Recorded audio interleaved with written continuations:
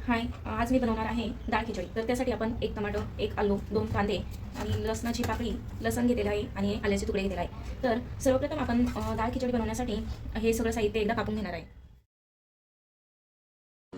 इथे सर्व साहित्य मी कट केलेले आहे। लाल तिखट, हळद, प्रवीण मसाला आणि किचन किंग मसाला सुद्धा ॲड केलेला आहे।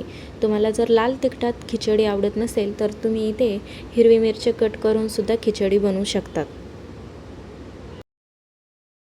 त्यानंतर इथे गॅस ऑन करून त्यावर मी कुकर ठेवलेला आहे। हे सर्व साहित्य मी एका प्लेटमध्ये काढून घेतलेलं आहे। मी कुकरमध्ये तेल टाकलेलं आहे।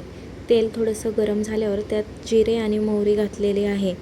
त्यानंतर त्यात कांदा, टोमॅटो आणि आलू, पहिला कांदा सर्वप्रथम लाल होईपर्यंत त्याला परतून घेतला आणि त्यानंतर त्यात टोमॅटो आणि आलू टाकलेला आहे। त्यानंतर आपण जो वाटीत काढलेला मसाला होता तो मी त्याच्यात ॲड केला। मग नंतर पाणी घातलं आणि ते मिश्रण हलवून घेतलं। नंतर आपण एका प्लेटमध्ये तांदूळ, थोडीशी मुगाची डाळ, मसूर डाळ आणि तुरीची डाळ एकत्र केली। ती स्वच्छ धुवून घेतली आणि 2-3 पाण्याने धुवून घ्यायची। नंतर ती त्या मिश्रणात ॲड करायची। हे सर्व मिश्रण आपण एकदा हलवून घेणार आहोत। त्यात स्वादानुसार मीठ आपण ॲड करणार आहोत आणि नंतर परत एकदा त्याला हलवून घ्यायचं आहे।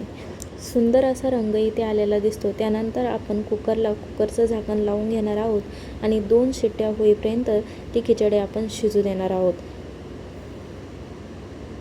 चला तर आता बघू आपण, आपली खिचडी तयार झालेली आहे। इथे किती छान प्रकारे आपली खिचडी दिसत आहे।